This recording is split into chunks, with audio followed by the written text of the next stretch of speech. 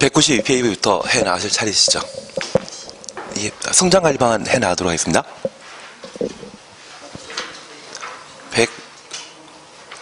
192페이지 보시면 됩니다. 예.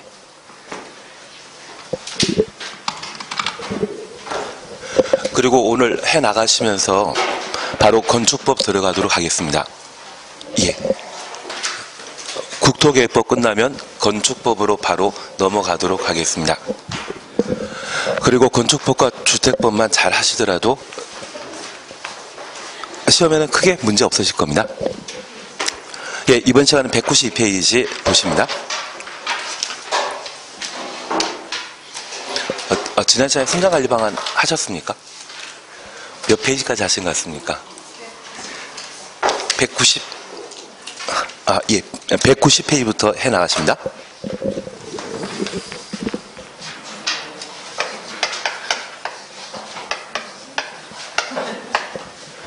지금 공부하는 국토계획법은 개발, 정비, 보전, 집행에 관한 법률입니다. 그래서 국토계획법은 집행하기 위한 계획으로서 도시군 관리 계획이 존재합니다.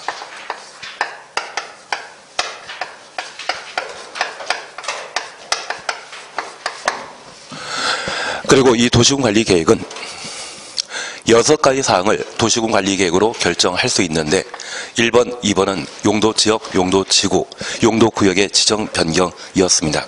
그리고 3번은 기반설의 설치 정비 계량을 도시군 관리 계획으로 결정할 수 있고 저 기반설의 설치를 도시군 관리 계획으로 결정하게 되면 도시군 계획시설이라 하고 도시군 계획서를 설치 정비 계량하는 것을 도시군 계획설 사업이라 표현하게 됩니다.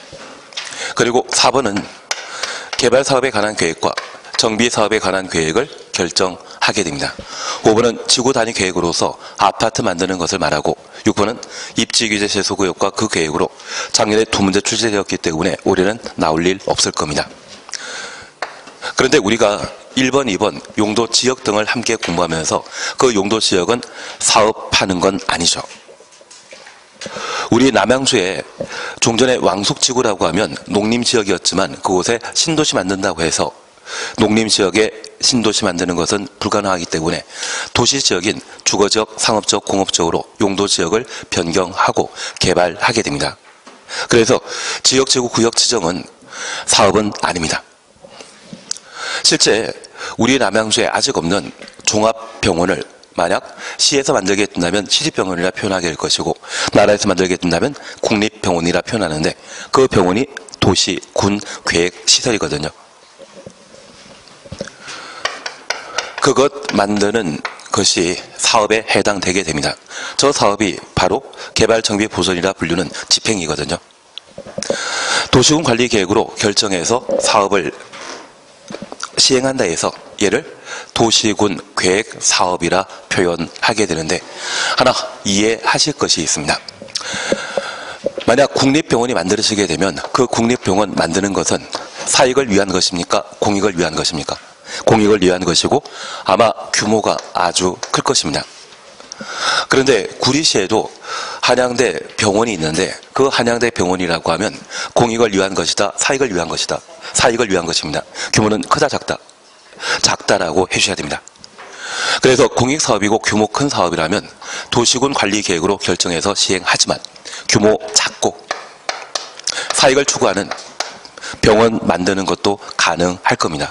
그래서 최근 제주도에서는 녹지병원이라 해서 영리병원을 하나 만들기로 했다가 지금 무산된 것 같은데 그런 녹지병원을 만들게 된다고 하면 그때는 도시군 관리 계획의 결정 대상이다? 아니다? 아닙니다. 대신 그 병원 만들고자 한다면 병원 소재지에 관할 관청으로부터 허가 받아 만들게 되는데 그러한 행위를 개발행위 허가라 표현하게 됩니다.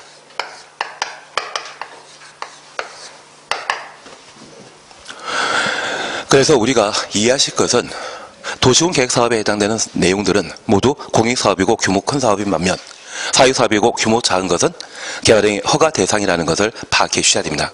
그리고 두 번째입니다. 우리 국토계획법에 추구하고 있는 가장 중요한 목적은 건축물 건축하게 되었을 때 안전성을 도모하는 것이 목적입니까? 충분한 기환경입니까? 기환경입니다. 여기 기환경은 기반설이라는 말과 환경이라는 말과 경관이라는 말을 조합한 표현인데, 만약 우리 남양주 인구가 65만인데 현재 65만이 딱 사용할 수 있는 전기, 수도가 공급되는 상황입니다. 그리고 이번에 왕숙지구에 6만 6천 세대 아파트 개발하게 되면 대충 20만 명이 더 살게 되거든요.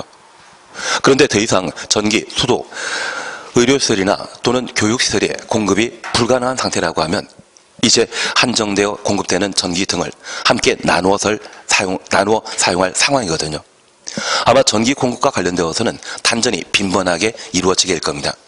나는 그런 20만의 개발 사업을 찬성하겠습니까? 반대하겠습니까? 이제 전기 제대로 사용 못한다는 이야기거든요. 그래서 그러한 충분한 기반설의 공급이 가능한지 확인하고 도시군관리계획으로 결정해서 사업하는 것이 왕숙지구에 이루어지게 되는 도시개발 사업이 되고 도시군계획설 사업이 되게 됩니다. 그래서 우리 국토계획법이 가장 중요하게 추구하고 있는 것은 무엇이다? 기환경입니다. 그러면 크고 공익사업은 도시군관리계획으로 기환경을 고려해서 결정해서 사업하게 되는데, 작고 사익 추구하는 개발사업을 아무런 기준 없이 허용하게 된다고 하면 이 개발사업이 중첩되었을 때, 누적되었을 때 한 20만 또는 30만 살 수 있는 그런 개발 사업이 될 수도 있죠. 내가 개인적으로 할 때는 한 10명 정도 할 수 있는 개발 사업이었지만 그게 100건, 만 건이 중첩되게 된다고 하면 그때는 좀 달라질 겁니다. 그래서 이런 개발 행위 하는 때에도 소재지 관할관청이 허가를 하고자 할 때 그 허가의 중요한 요건은 무엇이다? 기환경이 되게 됩니다. 그래서 저 기환경의 요건에 적합하다고 하면 허가 불허 여부를 결정하는 것이 특징입니다. 그래서 저 기환경은 개발행위 허가의 중요한 요건이 된다는 것을 다시 한번 파악해 주셔야 됩니다. 그리고 두 번째입니다. 우리 국토계획법은 집행에 관한 법률로서 그 집행 대상은 도시, 군 단위입니다. 그래서 이 도시군 단위로 집행하기 때문에 도시군관리계획을 입안하고 도시군관리계획을 결정하게 되면 우리 국토계획법에서는 중앙 집권제가 아니라 지방 분권제에 따른 개발사업을 시행하게 됩니다. 그래서 도시군을 개발 육성할 자는 중앙에서 개발해야 된다. 지방자치단체에서 스스로 개발해야 된다. 스스로 개발해야 됩니다. 그래서 도시와 군을 책임지고 있는 서울특별시장과 인천광역시장, 남양주시장, 그리고 홍천군수가 도시를 발전시킬 수 있는 다양한 개발 방안을 찾아내는 것을 입안이라 표현합니다. 다만 국가계획과 맞물려 있다고 하면 또는 광역도시계획과 관계된 사항이라면 국토도 도시군 관리계획을 입안할 수 있는데, 최근 다산 신도시와 그리고 하남시를 연결하게 되는 수석대교를 작년에 국토교통부 장관이 만들겠다고 발표한 적이 있습니다. 그런데 하남 시민들은 하는 이야기가 그거 만들었다가는 교통체증이 심각할 거다 해서 반대 입장이더라고요. 남양주에는 필요하고 하남시에 반대하는 사업이 있다고 하면 시장 군수의 합의는 불가능합니다.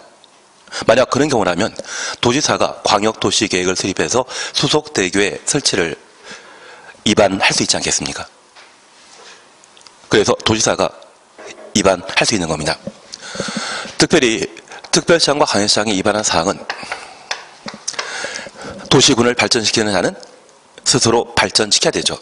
그래서 특광은 직접 결정할 수 있는데, 도에 속해 있는 시장 군수라고 하면 기초 지방자치 단체이기 때문에 광역 단체인 도의사에게 결정 신청하도록 되어 있고요. 도에 속한 시군 중에 인구 50만 이상인 도시를 대도시라 하고, 대도시장은 스스로 결정할 수 있습니다. 반면 국토교통부 장관이 입안한 사항은 국토교통부 장관이 직접 결정한다라는 것 확인하시면, 지구단위 계획을 제외한 통상적인 도시군 관리 계획의 결정권자는 국토교통부 장관, 시도의사, 대도시장이 결정권자가 되게 됩니다. 지구단위 계획만큼은 시장 군수가 결정권자였던 것 다시 한번 살펴놓습니다. 잠깐 확인하실 것이 있습니다. 방금 보신 도시군 관리 계획으로 이런 사업을 시행하게 되는데 그 사업을 입안하고 결정하는 자는 같은 행정청이다, 다른 행정청이다. 입안권자와 결정권자는 같다, 다르다. 다르다고 해주셔야 됩니다. 앞에 시장 군수 끝난 자는 입안권자이고 대도시장을 끝난 자는 결정권자이며 지구 단위 계획만큼은 시장 군수도 결정할 수 있다는 것을 꼭 한번 잡아놔야 됩니다. 그게 최근 개정 사항과 관련되어 아마 지구 단위 계획과 관련되어서는 시험에 한번 거론될 수 있을 겁니다. 다만 입안권자와 결정권자가 서로 다르다는 것을 아시면 저 도시군 관리계획 파트에는 행정청이 딱 2명입니다. 우리는 장관도 나오고 시도지사도 나오고 대도시장도 나오고 시장 군수도 나온다 해서 복잡하다 생각할 수 있지만 그냥 획일적으로 나누게 된다고 하면 입안권자 아니면 결정권자입니다. 그리고 저 입안권자와 관련된 관할 범위는 딱 3가지죠. 지정되면 작성하는 자, 단결총계획 수립하는 자, 도시군계획서 사업의 시행자. 그 3가지 업무를 제외한 나머지 관할은 관할 관청이 결정권자라는 것을 파악해 주시는 게 필요합니다. 어차피 국토계획법은 총 12문제 나오는데 광역도시계획과 도시군 기본계획이 최근 5년 사이에 달랑 하나 나왔거든요. 그거 빼면 11문제는 9문제가 도시군 관리계획과 관계된 사항, 2문제가 개발행위 허가와 관련된 사항이기 때문에 도시군 관리계획과 관계된 관할 관청이 2사람이라는 것을 파악하시고 특히 입안권자가 뭘 담당하는지를 인지하시게 된다면 내가 잘 모르는 것은 결정권자와 연결되었을 때 옳은 지문이겠죠. 그래서 도시군 관리계획은 관할 관청이 몇 명이다? 2명이라는 것 확인해 놓습니다. 그리고 2번째입니다. 우리 국토계획법은 집행에 관한 법률로서 저 집행 대상은 무엇이다? 도시군입니다. 그러면 저 작은 사익을 추구하는 개발 행위에 대해서도 도시군 단위로 이루어진다는 이야기죠. 도시군을 책임지는 자는 누구이다? 특광시군입니다. 그래서 특별시장, 광역시장, 시장, 군수가 개발 행위와 관련된 허가권자라는 것을 파악하시고 이 개발 행위와 관련되어서는 국토는 관할관청 아닙니다. 설마 이 개발 행위와 관련되어 국가계획에 따른 개발 행위 있겠습니까? 국가계획과 관련된 사안이라면 어디에서? 도시군관리계획으로 이미 결정된 사안일 것이고 얘는 사익을 추구하는 소규모 개발 사업이기 때문에 관할관청에는 국토는 들어가는 것 아닙니다. 우리 국토계획법의 집행 단위는 시군구 단위로 이루어지는 것이 아니라 어디 단위로?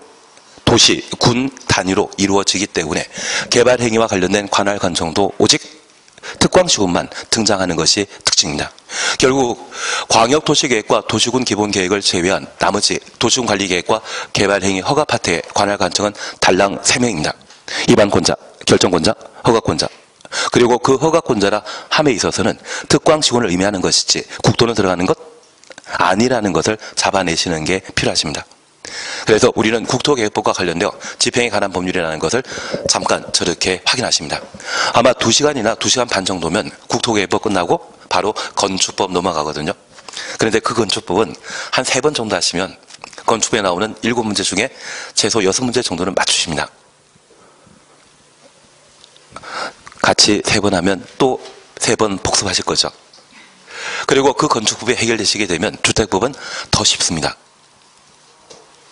그래서 주택법도 한 3번 함께 하시게 된다면 아마 주택법에 출제되는 7문제 다 맞출 수 있거든요. 그래서 막말로 국토계획법 잘 모르고 오늘 새로 오신 분도 계시다는데 건축법과 주택법 14문제 중에 이 14문제 다 맞추시게 된다고 하면 남아있는 게 26문제인데 농지법과 관련되어서는 2문제가 나옵니다. 둘 중에 하나는 그냥 아무 생각 없이 5번 찍는 걸로 하시면 하나는 맞추실 거고 나머지 25문제를 1번부터 5번까지 중에 번호 허전한 게 있습니다.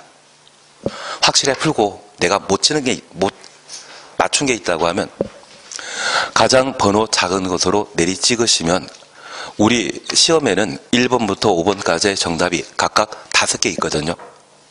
그러면 과락은 넘는 것 같은데 그리고 공인중개사뿐만 잘하시면 2차 시험 통과하는 것은 크게 문제 없으실 것 같은데. 예, 지금부터 하시는 겁니다. 그래서 건축법 주택법만 잘하시더라도 2차 시험 크게 문제되는 것은 아닙니다. 그래서 우리가 다시 살피실 것은 현재 개발행위와 관련된 관할 관청은 누구이다? 허가권자라는 것을 파악해 놓습니다. 우리가 지난 시간에 잠깐 함께 보시면서 187페이지에는 박스에 개발행위 허가 대상에 해당되는 6가지 건축물 건축, 공작물 설치, 토지의 형질 변경, 토속 재치, 토지 분할, 물건 쌓아놓는 행위, 적치, 그리고 한 장 넘기시면 3번에 개발행위 허가 대상에 제외되는 것으로 양가 1번 재난수를 위한 응급조치. 어제 불 잠깐 난 걸로 알고 있었는데 엄청 심하더라고요. 잠 제대로 주무셨습니까? 저 그거 어떻게 되나 그 보느라고 늦게 잤는데 마음은 아프더라고요. 괜한 이야기 드렸습니다. 그게 바로 재해복구 재난수를 위한 응급조치라는 것만 좀 파악해 주십니다. 진짜 사소한 원인이 그렇게 되더라고요. 괜한 이야기 드렸습니다. 그리고 하다보의 경미한 행위와 관련된 사항 한번 확인하시는 게 필요하시고, 오늘 우리 진도 나가실 것이 190페이지부터 이시죠. 그러면 잠깐 확인하실 것이 있습니다. 현재 개발행위와 관련되어서는 6개가 개발행위 허가 대상에 해당되게 되는데, 저 6가지 개발행위 중에 경미한 사항이 있다고 하면 개발행위 허가 대상에서 제외시킵니다. 얘가 25회 이후에는 시험에 나오지 않았지만 작년에 위촉된 출제위원들을 보면 아마 제 생각에는 22회, 23회, 24회, 25회 때 출제위원으로 활동하던 분들이 작년에 위촉된 것 같기도 하거든요. 그래서 얘를 꼭 한번 해놓으셔야 됩니다. 지금까지 시험 문제 나오게 된다고 하면 가장 자주 나왔던 것이 도시, 군, 계획 사업입니다. 도시군 계획 사업에 따른 건축물 건축, 토지의 분할, 형질 변경 이야기 나오면 따로 허가받을 필요 있다 없다? 없습니다. 다만 얘가 응용되어 도시군 계획설 사업에 따른 병원, 건축이라는 말 쓰게 되면 그것도 도시군 계획 사업이죠. 개발사업, 정비사업에 따른 건축물 건축도 모두 도시군 계획 사업에 해당된다는 것 잡아내시는 게 필요하십니다. 그리고 두 번째 우리 함께 하셨던 게 경작 위한 토지의 형질 변경을 함께 보시면서 앞에 조건 붙으면 좀 달라졌습니다.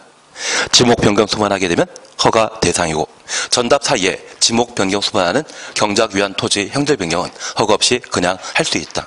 워낙 자주 나오던 지문들이기 때문에 꼭 한번 봐놔야 됩니다. 그리고 세 번째 보셨던 게 재해복구 재난수를 위한 응급조치라고 하면 허가 없이 그냥 할 수 있다는 것 확인해 놓으셔야 됩니다. 그리고 마지막으로 국가, 지방자치단체가 토지를 분할하게 된다고 하면 그 행위자가 행정청이기 때문에 따로 특광지원에 허가받을 필요 없다라는 것 잡아내시는 게 필요하십니다. 지난주 진도 나갔던 게 여기까지입니다. 그리고 우리는 약속하신 게 하나 있습니다.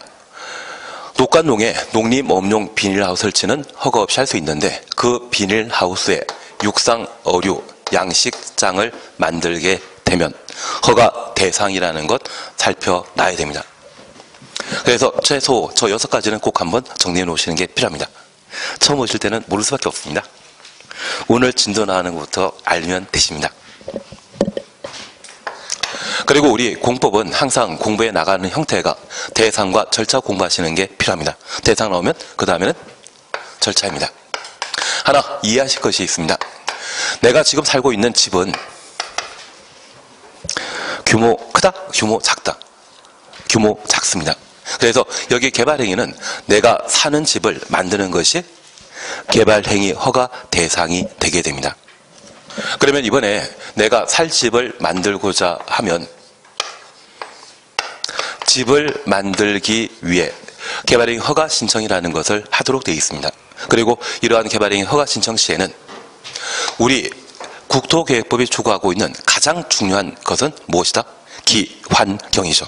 그래서 이번에 건물 만들고자 한다면 그 건물과 관련된 기환경에 관한 계획서를 작성하고 개발행위 허가 신청하도록 되어 있습니다.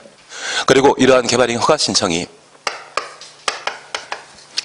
15일 이내 허가 불허가 여부를 결정 통지하게 되는데 허가권자는 누구이다?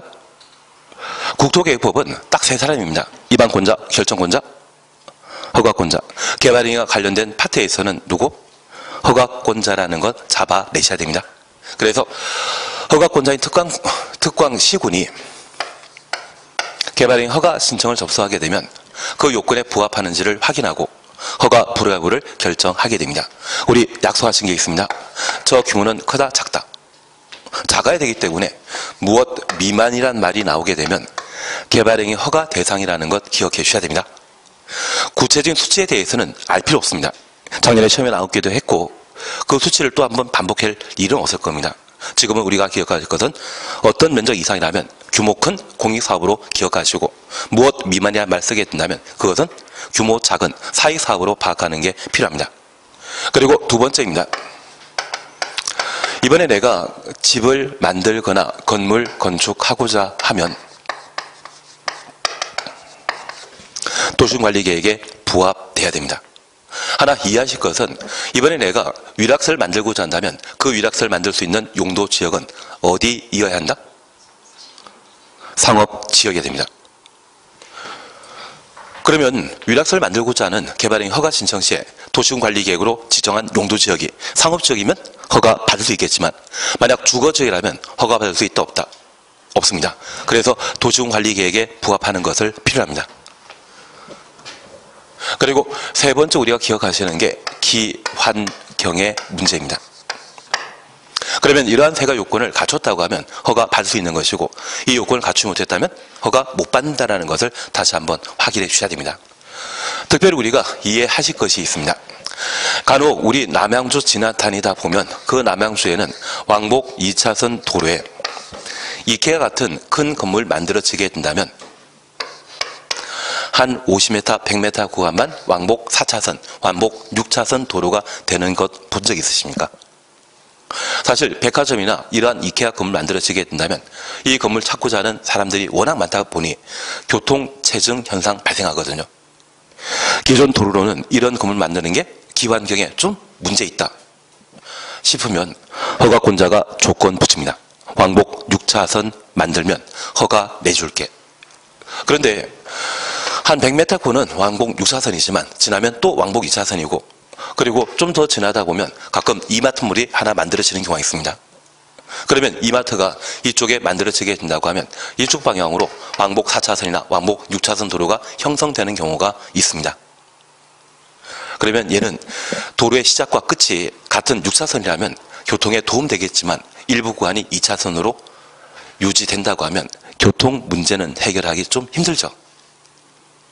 그래서 이런 개발행위와 관련되어 이런 현상들을 보셨다고 하면 기환경과 관련되어서는 조건 붙일 수 있다는 것을 파악해 주셔야 됩니다. 우리가 하나 이해하실 것이 있습니다. 일정한 면적 이상이라면 개발행위 허가 대상이다 아니다? 아닙니다. 그때는 조건부 허가 안 나갑니다. 그리고 내가 위락설을 만들고자 하는데 상업지역이 아닌 주거지역에 만들게 된다고 하면 허가 받을 수 있다 없다? 없습니다. 조건 붙일 수 있다 없다? 없습니다. 용도지역이 달라지지 않는다면 위락설은 오직 어디에서만? 상업지역에서만. 그래서 이 도시군관리계획에 부적합하거나 면적 요건을 위반하게 되면 조건부호가 안 나가고 기환경과 관련되어서만 뭐? 조건 붙일 수 있습니다. 그래서 이 조건부호가는 기환경과 관련되어서만 가능하다라는 것을 기억해 주셔야 됩니다. 그리고 공법에 등장하는 사람 있죠. 그 공법에 등장하는 사람을 우리는 크게 공공과 민간으로 각각 구분하게 되는데 저 민간의 경우는 믿을 수 있는 사람이다, 못 믿는다. 그래서 돈 내게 하지 않습니까? 그 돈을 뭘 한다? 이행보증금이라 표현하게 됩니다. 그리고 이 이행보증금은 총 공사비의 얼마? 20%를 내도록 되어 있습니다. 만약 총 공사비의 30%를 돈을 보증으로 내게 했다면 그때는 삼행보증금이고요. 40%를 내게 했다면 아마 사행보증금일 겁니다. 20%를 내기 때문에 무엇이다? 이행보증금입니다. 법 참 단순하게 만들어지지 않습니까? 예, 그래서 우리는 기억하실 것이 민간만 돈을 납부한다라는 걸 기억하시고, 이런 이행보증금은 공사 다 끝나고 준공사 하던 때 반환하도록 되어 있습니다. 다만 우리가 기억하실 것은 돈 내는 자 또는 토지 소유자 동의 받아야 되는 자는 오직 누구만? 민간만. 그래서 저 민간을 제외하게 되면 행정청에 해당되는 국가 지방자치단체, 주택공사 민간이다, 정부 투자기관이다. 정부 투자기관입니다. 그리고 남양주에 도시개발공사 있지 않습니까? 걔를 지방공사라는데 그분들은 사익사업한다, 공익사업한다. 공익사업하기 때문에 그들을 공공이랍니다. 앞으로 우리가 내가 모르는 지문이 시험에 등장하더라도 주어를, 주체를 꼭 봐주는 겁니다. 공공이라 하는 개념이 주어에 나와 있다고 하면 그 사업을 원활하게 시행하기 위해 토지 소유의 동의나 돈 내는 건 없습니다. 민간이 나왔을 때만 돈 내고 동의 구하도록 되어 있습니다. 지문 모두라도 그것만 보시면 맞다 틀리다 그 정도 할 수 있거든요. 일단 시험에 합격하시고 내가 부족한 상황이라고 하면 그제서야 공부하시면 됩니다. 근데 작년에 2차 동차 합격, 1년 만에 동차 합격하신 분들이 있으시거든요. 지난달에 잠깐 뵈니까 하는 이야기가 분명히 우수한 성적으로 합격한 것 같은데 공법에 대해 아는 게 없다 하시더라고요. 세법은 더 누구나 기억이 나는 게 없다고 하시더라고요. 근데 나중에 실무 넘어가시게 되면 아마 세법과 공법 그리고 부동산 중개업을 적법하게 할 수 있는지 여부를 파악하기 위해서는 공인중개사법이 좀 필요하지 않나 싶습니다. 예, 그래서 부족한 게 있다고 하면 그건 천천히 공부하시면 되죠. 일단 합격하는 게 문제이십니다. 그래서 우리가 지문 구성에 있어서 주어가 누구인지를 꼭 한번 확인하시면서 지문 구성이 맞다 틀리다를 판단하시는 요령이 필요하십니다. 그리고 이런 개발행위 허가받아 공사를 모두 완료하게 되면 준공 금사 받아 공사가 이루어지게 되는데, 특별히 우리가 기억하실 것은 토지를 분할하는 것과 물건 쌓아놓는 것을 적치하겠습니다. 이 두 가지는 공사 소반하는 것 아니거든요. 준공사 필요 없습니다.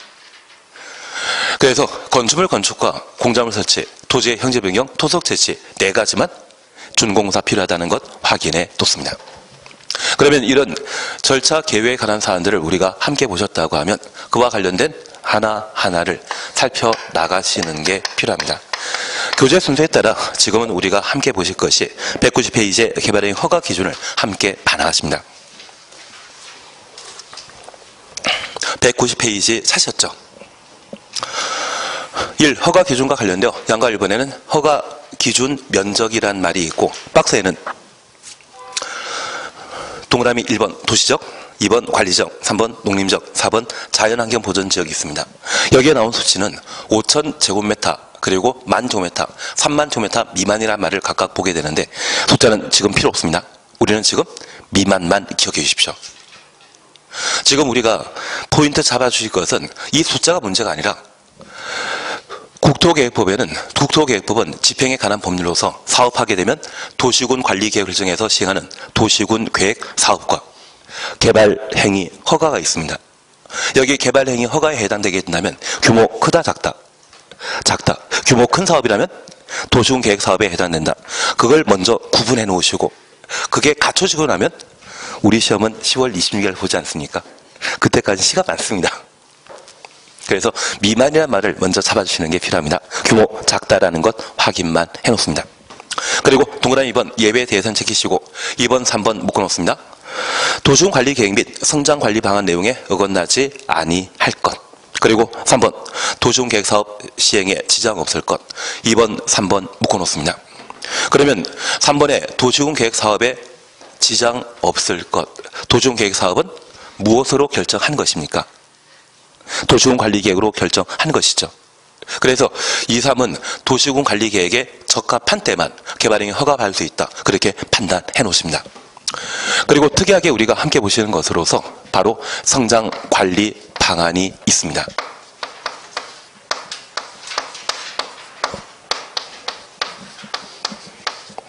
여기 성장관리 방안은 작년에 법을 개정해서 성장관리 방안 수립 대상을 변경시킨 적이 있거든요. 그렇게 개정된 것은 작년에 나왔겠습니까? 안 나왔겠습니까? 예, 나왔습니다. 그래서 이 성장관리 방안과 관련된 개정사항이 있었기 때문에 작년에 시험에 나왔지, 올해는 그 개정사항 외에 다른 거 바뀐 거 없거든요. 그래서 얘는 시험 가치는 좀 많이 떨어졌습니다. 다만 이 성장관리 방안을 한번 시험에 내게 된다면 과거 전통적으로 시험에 나왔던 다른 딱 한 파트를 우리가 봐주는 게 필요합니다. 그래서 얘는 많이 공부할 필요 없고 함께 정리하는 일부 사안들만 한번 정리하고 마시는 겁니다. 그리고 4번입니다. 주변 환경, 경관, 과의 조화. 5번 기반설의 연동. 그래서 4, 5 묶어놓으시면 얘가 뭐다? 기환경입니다. 결국 개발행 허가와 관련된 요건은 크게 세 가지입니다. 면적 요건과 도시관리계획에 부합하는지, 그리고 기환경. 그 세 가지가 개발행 허가 요건이라는 걸 확인해 놓습니다. 한 장 넘기십니다. 이번 허가의 용도별 기준이란 말 찾았습니다. 그리고 1번 잠깐만 보십니다. 시가화 용도, 그리고 가로 속에, 박 속에 주거적, 상업적, 공업적. 그래서 시가 용도, 주상공이라는 것 가로 해놓으시고 잠깐 확인하십니다. 토지의 이용 및 건설의 용도, 건폐율 용적률 등에 대한 용도 지역 제한에 따라 개발행위 허가 기준을 적용하는 주상공을 시가 용도라 표현합니다. 그리고 2번입니다. 유보 용도란 말 찾으셨죠? 도시계획위원회 심의 통하여 심의 동그라미 해놓습니다. 개발행 허가 기준을 강화 또는 완화하여 적용할 수 있는 강화 또는 완화 가로 해놓습니다. 계획관리적, 생산관리적, 자연 녹지 지역이 있습니다. 시험 볼 때까지 얘는 자개생입니다. 그러면 계획관리지역 뒤에 나오는 자개생, 생은 생산 녹지 지역이겠습니까? 생산 관리 지역이겠습니까? 계획관리지역 뒤라면 생산 관리 지역이죠. 그래서 시험 볼 때까지 교재와 좀 다르게 자개생으로 기억하십니다. 자연녹지지역, 계획관리지역, 생산관리지역 이 세 곳을 유보 용도로 하고 도시계획위원회 심의 거쳐 개발행위 허가 기준을 강화하거나 완화시킬 수 있습니다. 그리고 3번입니다. 보전 용도란 말을 우리가 함께 볼 수 있습니다. 도시계획위원회 심의 통하여 심의 동을 해놓습니다. 개발행위 허가 기준을 강화하여 적용할 수 있는 강화 동을 해놓습니다. 보전 관리지역 등등을 보전 용도라 표현하게 됩니다. 그러면 2번, 3번 묶어놓는데 저 2번, 3번은 일반적인 개발행위 허가 기준을 그대로 적용하는 것 아니죠. 도시계획위원회 심의 거쳐 강화만 시키는 것과 강화 또는 완화 가능한 곳이 있습니다. 완화란 말이 나올 수 있는 곳은 어디? 자개생입니다. 그리고 3번 성장관리 방안과 관련되어 잠깐 확인해 주시는데 교재 잠깐 수정만 좀 하고 들어가십니다. 특별시장, 광역시장, 시장 군수는 특별시장, 광역시장, 시장 군수 가로 해놓습니다. 난개발 방지와 지역 특성을 고려한 추록 나왔습니까? 학원에 추록 받으셨습니까? 아, 그러면 예, 바뀌어 있으시죠? 예, 기도하도록 하겠습니다. 계획적 개발을 유도하기 위해 계획적 개발 유도 가로 해놓습니다. 필요한 경우 유보 용도 지역, 그 유보 용도 지역 바로 옆에다가 위에다가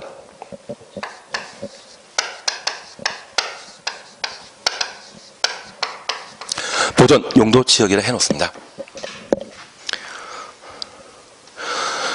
종전 교재에 법 개정되기 전에는 가로 속에 기반설의 설치 변경을 위해 필요한 경우는 성장관리방안 수립 대상 지역의 전체 면적 20% 이하 범위에서 보전 용도 지역 일부를 포함할 수 있다. 그래서 보전 용도 지역 중에 일부만 포함시켰는데 작년에 법을 개정하면서 보전 용도도 성장관리방안의 수립 대상으로 법을 개정하게 되었습니다. 그래서 현재 성장관리방안의 수립 대상은 원칙적으로 녹간농장, 유보용도와 보전용도라고 하면 성장관리방안 수립 대상이라는 것 확인하시고 작년에 시험에 나왔기 때문에 올해 나온다 안 나온다? 작년에 이게 나왔거든요. 올해 안 나옵니다. 그리고 한 장 넘겨주십니다. 194페이지 보시게 되면 허가 신청이란 말 찾으셨죠? 개발행위 하려는 자는 개발행위에 따른 기반설의 설치나 기반설부터 가로 열어놓습니다. 그에 필요한 용지 확보, 위해 방지, 환경오염 방지, 경관 조경, 조경까지 가로 닫아놓습니다. 기환경입니다. 그 기환경에 관한 계획서를 첨부한 계획서 추천놓습니다. 신청서를 허가권자에게 제출하여야 한다. 이번 과정이 처음이라고 하면 전혀 이해할 필요 없습니다. 양가로 2번입니다.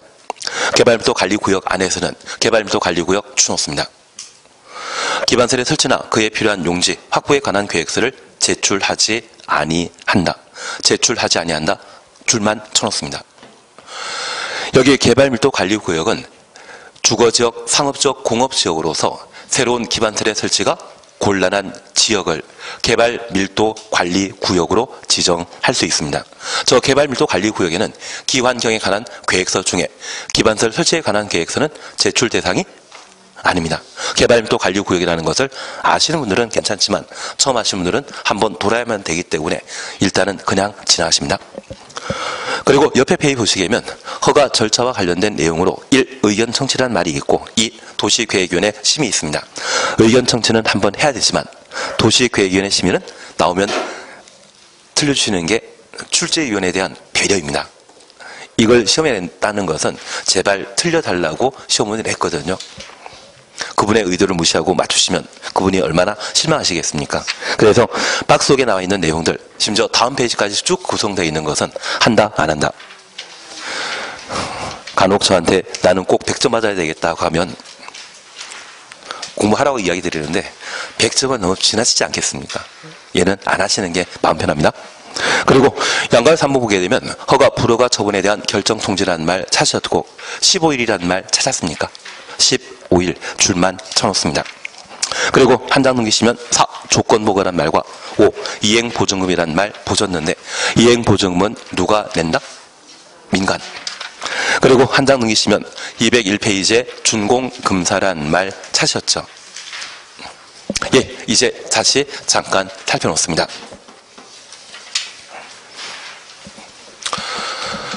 다시 190페이지 돌아가시는데 우선 우리가 살피실 것은 개발 행위와 관련된 허가 요건은 법에서는 총 몇 개로? 1번부터 5번까지로. 저 5가지를 분류하게 되면 총 3가지 된다는 것만 파악해 놓습니다. 그리고 얘를 잠깐 확인해 주십니다. 통상 개발행위 하고자 하는 자가 또는 내가 살 집을 만드는 자는 개발행위 허가 신청 시에 기환경에 관한 계획서를 제출하도록 되어 있는데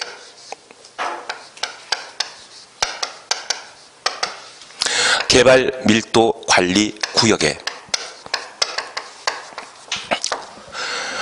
내가 살 집을 만들고자 한다면 그때는 기반설의 설치에 관한 계획서는 제출 대상이다. 빠진다. 우리가 조금 이따 함께 공부하실 것으로 아마 다음 시간에 공부하실 것이 개발밀도 관리구역과 기반설 부담구역이거든요.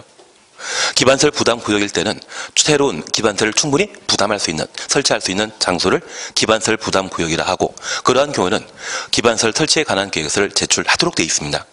반면 개발밀도 관리구역은 주상공, 주거적, 상업적, 공업적으로서 새로운 기반설의 설치가 곤란하거든요. 새로운 기반설의 설치가 곤란하다고 하면 개발행위 허가 신청 시에 기반설 설치에 관한 계획서는 제출한다, 안 한다? 안 한다. 그렇게만 구분해 주십시오. 그래서 앞에 개발밀도 관리구역 나왔는데 불구하고 기반설 설치에 관한 계획서를 제출해야 된다. 그런 취지의 질문이라면 바로 틀린 것으로. 얘는 기반설 만들 수 있습니까? 못 만듭니까? 못 만드는 장소라는 것만 파악해 주시는 게 필요하십니다. 그리고 두 번째입니다. 이제 개발행위 허가와 관련된 제반 요건을 함께 살펴놓습니다. 얘는 지워버리도록 하겠습니다. 여기 개발행위 허가 요건과 관련되어서는 일반적인 기준으로서 면적에 관한 요건이 있습니다. 우리 국토계획법에서는 어떤 특정한 면적 이상이라는 말 쓰게 되면 그때는 도시군 관리계획의 결정 대상이 됩니다. 작을 때는 미만의 말 쓰게 되고 그런 때는 개발행위 허가 대상이라는 것 파악해 놓습니다. 아직은 5천, 만, 3만 구분할 필요 없습니다. 7, 8월 달에 잠깐만 하더라도 그런 수치에 대해서는 명확하게 구분하게 됩니다. 그리고 그 수치가 이번 말고 다른 법에도 꽤 많거든요. 그걸 구분하면서 정리해야 되지, 아무 생각 없이 동시에 정리하다 보면 얘가 여기에 들어가는지 얘가 도시개발법의 내용인지 헷갈릴 뿐이거든요. 지금은 하는 거 아닙니다. 어느 정도 개별법과 관련된 체계가 잡히시고 나서 내가 어느 정도 알 필요가 있는 것들을 분류 가능한 상태에서 정리하셔야 되지, 지금 냅다 다 해놓으시게 된다고 하면 헷갈릴 뿐입니다. 그렇게 헷갈리게 되면 공법은 과락밖에 안 나옵니다. 분명 내가 한 1년 또는 2년 열심히 했는데 불구하고 공법이 가락 나오는 것은 냅다 다 했기 때문입니다. 만약 우리가 민법이나 학기론 안 하고 공법만 한 석 달만 한다고 하면 공법 내용 다 정리하십니다. 근데 이게 다른 것과 연결되어 있는 게 워낙 많다 보니까 헷갈려서 점수 안 나오는 것이지, 제대로 체계만 잡아 놓으신다고 하면 그런 걱정 없으십니다. 지금은 우리가 기억하실 것은 개발행위 허가는 허가 대상이 되는 것은 규모 작은 사익사업이라는 것만 기억해 놓습니다. 그리고 두 번째입니다. 이러한 개발행위와 관련되어서는 도시군 관리계획에 부합해야 합니다. 그리고 기환경과 관련된 조건 갖춘 때 허가 받을 수 있습니다. 잠깐 우리가 하나 이해하실 것이 있습니다. 이러한 요건을 획일적으로 일률적으로 적용하는 것이 아니라 지역의 특성을 고려하여 저 개발행위 허가 기준을 탄력적으로 적용하는 경우가 있습니다. 우리가 앞으로 공법을 공부하시다 보면 이 공법에는 많은 사람들이 등장하게 되는데, 그 사람으로서 도시인과 농업인을 우리가 보게 됩니다. 그러면 우리 법에서는 저 도시인과 농업인을 동일하게 대우하겠습니까? 농업인을 우대하겠습니까? 농업인을 우대하게 됩니다. 그래서 우리 함께 공부하신 내용들 중에 비닐하우스 설치는 공작물 설치에 해당되는 것으로 원래 개발행위 허가 받아야 되거든요. 그런데 녹간농에 독립업용 비닐하우스 설치라고 하면 누가 만드는 것이겠습니까? 농업인이. 그래서 우리 헌법에는 평등이라고 하는 국민의 기본권이 있는데, 그 평등은 절대적 평등을 헌법에 반영했겠습니까? 상대적 평등을 헌법에 반영했겠습니까? 상대적 평등을 헌법에 반영했기 때문에 사회적 약자, 경제적 약자에 대해서는 법의 보호를 당연히 하도록 되어 있습니다. 그래서 농업인과 관련된 내용이 나온다고 하면 이들은 어느 정도 특혜를 받는 존재로 파악해 주셔야 됩니다. 그러면 현재 이 도시인이 거주하는 지역은 보통 주거적, 상업적, 공업지역인 반면 농업인이 거주하는 곳은 녹간 농자가 될 겁니다. 그러면 이 녹간 농자에도 개발행위 허가 기준을 그대로 적용한다? 탄력적으로 정할 필요 있다. 탄력적으로 적용할 필요가 있습니다. 그래서 도시인이 많이 거주하게 되는 주상공의 경우는 저 개발행위 허가 기준을 그대로 적용하는 겁니다. 반면 주상공을 제외한 나머지 녹간 농자를 크게 유보 용도와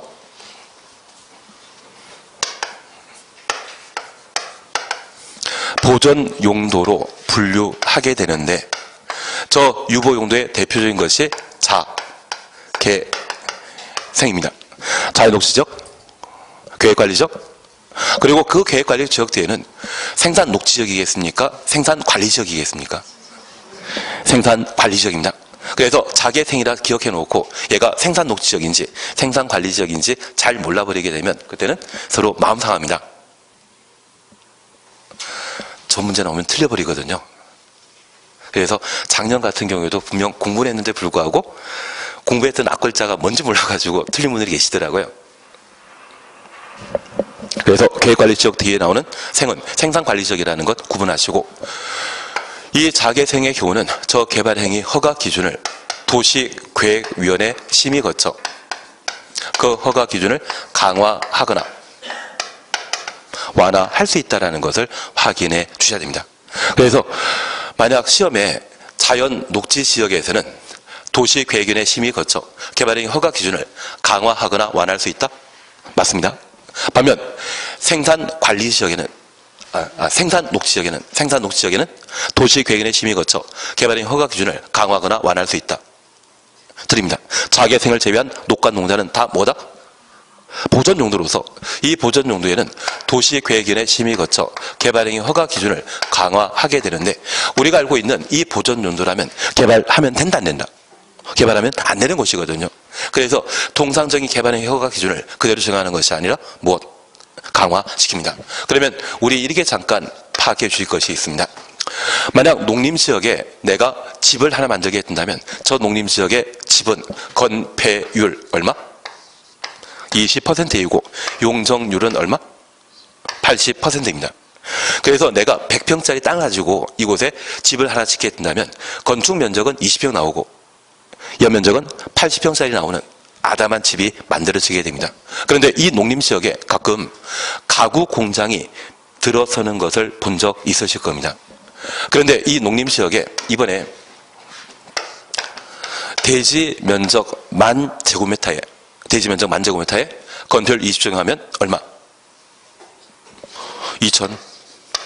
여기 2천이라고 하면 대충 600평의 건축 면적을 가지게 됩니다. 그리고 대지 면적 만에 용적률 80% 제공하게 되면 8천. 그래서 한 층이 600평짜리 4층짜리 건물이 만들어지거든요. 그런데 시골 지역 방문하시게 되면 시골 지역의 한 필지 토지는 100평, 50평만 가지고 있는 것이 아니라 10,000평, 20,000평 가진 분도 계시더라고요. 그런 분이 이런 곳에다가 이러한 건폐율과 용적률을 그대로 정해서 건물 짓게 된다고 하면 저 시골 마을에는 아마 왕복 2차선 도로가 존재할 겁니다. 이러한 곳에 연면적 8,000제곱미터의 건물이 만들어져 있다고 하면 그리고 얘만 만들어지겠습니까? 이웃에도 또 만들겠죠. 이렇게 만들게 된다고 하면 현재 확보되어 있는 도로 가지고는 또는 전기, 시설 가지고는 이런 건물 유지하는 게 힘들지 않겠습니까? 그래서 보전 용도에 해당되는 용도 지역의 경우에는 기존 건폐율 용적률과 관련된 각종 기준을 그대로 적용하는 것이 아니라 도시계획위원회 심의 거쳐 뭐 한다? 강화하는 겁니다. 그래서 만약 시험에 보전 용도에 해당되는 생산 녹지 지역에 도시계획위원회 심의 거쳐 개발행 허가 기준을 강화 또는 안 할 수 있다. 이 말 나오면 틀리고 강화 또는 안 하는 말은 어디에만?